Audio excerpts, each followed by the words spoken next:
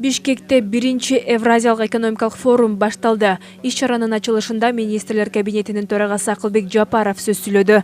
Белгилей кетсек, экономикалык форум Кыргызстандын Евразиялык экономикалык биримдиктин органдарында быйыл төрагалыгынын алкагында Жогорку Евразиялык экономикалык кеңештин жыйынынын алдында өтүүдө. Экономикалык форумга катышуу үчүн интеграциялык бирикмеге кирген өлкөлөрдүн ишкер чөйрөлөрүнүн жана мамлекеттик органдарынын өкүлдөрү болгон 2500дөн ашык адам катталды.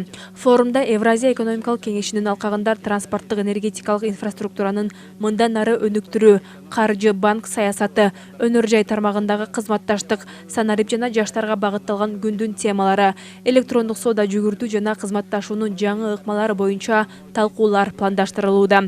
Форумдун алкагында 30дан ашык иш-чара өтөт. Форум Евразия экономикалык биримдигинин мамлекет башчыларынын катышуусунда видеоконференция режиминде пленардык жыйынды, ошондой эле 21 тематикалык сессияны камтыйт.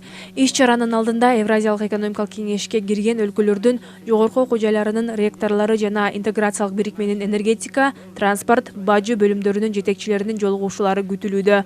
Экономикалык форумда 10го жакын меморандумга жана келишимдерге кол коюу пландалууда. Анын алкагында Орион мейманканасынын алдында Евразия экономикалык кеңешинин агро өнөр жайынын мыкты продукцияларынын көргөзмөсү дагы уюштурулган.